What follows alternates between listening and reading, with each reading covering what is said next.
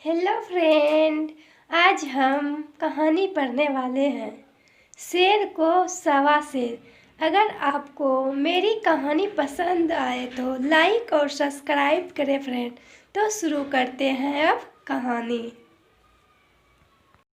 एक गांव में 3 भाई रहते थे। गप हाँकने में उनका जवाब नहीं था। इस काम में तीनों भाई अपने गांव सबका गुरु समझते थे। एक बार तीनों भाई यात्रा पर निकले। रास्ते में वो एक सराय में ठहरे। उसी सराय में एक राजकुमार भी आ ठहरा।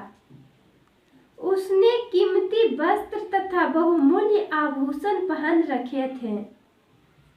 भाइयों ने राजकुमार को अपने जाल में फंसाकर उसके वस्त्र आभूषण हथियाने की योजना बनाई।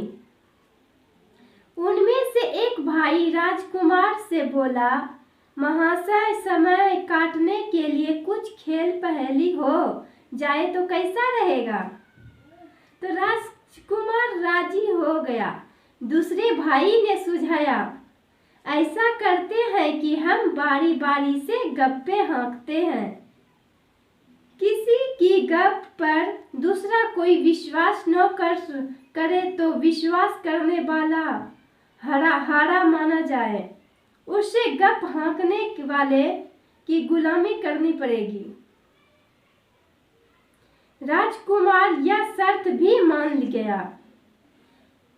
गपोड़ी बहुत खुश हुए। उन्हें पूरा विश्वास था कि वे ऐसी बेतुकी गप मारेंगे कि राजकुमार को विश्वास न करने पर मजबूर करेंगे। उसके मुंह से यह कैसे हो सकता है कि निकलवा कर रहेंगे। उन्होंने सराय के मालिक को 5 बनने के लिए मना लिया। मुकाबला शुरू हुआ। पहले भाई ने गप मारी, बचपन में हम लुक्का छिपी खेल रहे थे। मैं छिपने के लिए एक ताड़ के पेड़ पर चढ़ गया। वह ताड़ का पेड़ कम से कम 100 मील ऊंचा था। मैं दौड़कर उसकी चोटी के पत्तों के बीच छिपकर बैठ गया। मुझे वही नींद आ गई। जब आंख खुली तो देखा कि पेड़ इस बीच 50 मील और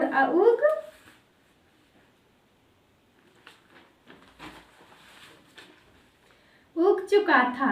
नीचे उतरने की हिम्मत नहीं हुई।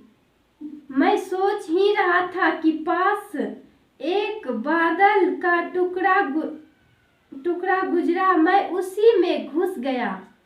जब उस बादल से पानी बरसने लगा तब जाकर मैं पानी की धार को रस्सी की तरह पकड़कर नीचे उतरा। राजकुमार केवल मुस्कुराया। पहला भाई निराश हो गया। उसे पूरा यकीन था कि राजकुमार विश्वास नहीं करेगा। दूसरा गपोड़ी भाई बोला, एक बार मेरी गेंद एक झाड़ी में जा गिरी। मैं अपनी गेंद ढूंढने झाड़ियों में घुसा, लेकिन मुझे अपनी गेंद कहीं नजर नहीं आई। एक चूहे का बिल मुझे दिखा। मैं उसके भीतर चला गया तो क्या देखता हूँ कि वहाँ सैकड़ों हाथी बांधे पड़े हैं। उस बिल में रहने वाला चूहा हाथी चोर था। मैंने उन हाथियों को मुक्त कराने का फैसला कर लिया और तो कोई तरीका नहीं था सिवाय हथियारों को पकड़कर अपनी जेबों में भरने के। सारे हाथी जेबों में आ गए तो मैं बाहर की ओर भागा। तभी हाथी चोर चूहे ने मुझे देख लिया। वह तलवार लेकर मेरे पीछे आया। बिल से बाहर आकर चूहे से बचने के लिए उछलकर एक टिड्डे की पीठ पर सवार हो गया और उसे एक चाबुक मारी। टिड्डे ने 8-10 लंबी लंबी छलांगे मारी। मारी और चूहा हाथ मलता रह गया। राजकुमार ने सहमति के लिए सिर हिलाया। हाँ, मैंने भी तुम्हें टिड्डे पर जाते देखा था। दूसरा भाई भी असफल हो गया। अब बारी तीसरी भाई की थी। वह बोला, एक बार मैं नींद नदी किनारे घूमने गया।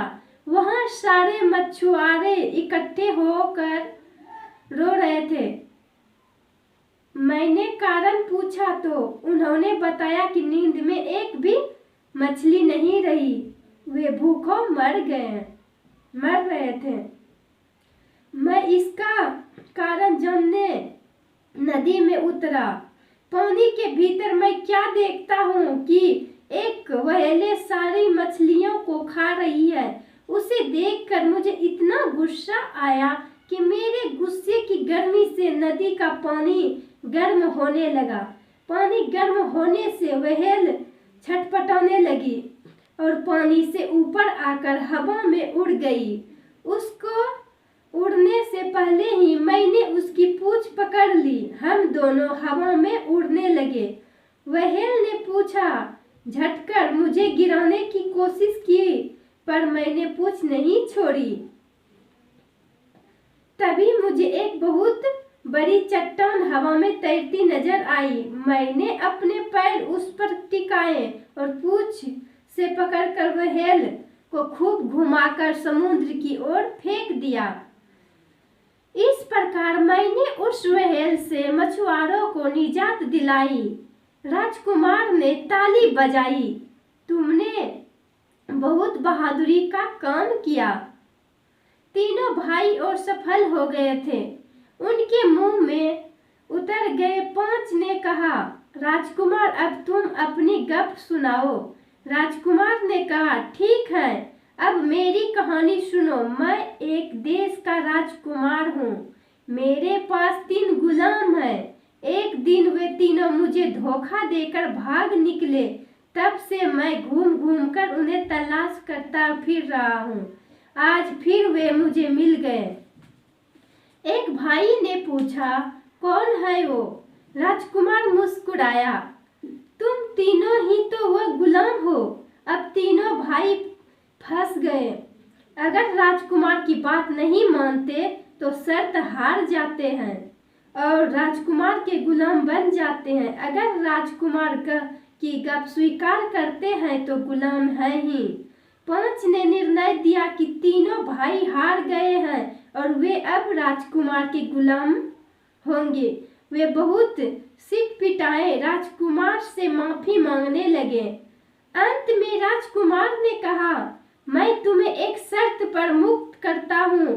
वह यह एक कि आगे से उल्लू जुल्लू बातें बनाकर गांव वालों को न ठगना। गपोड़ी भाइयों को वचन देना पड़ा।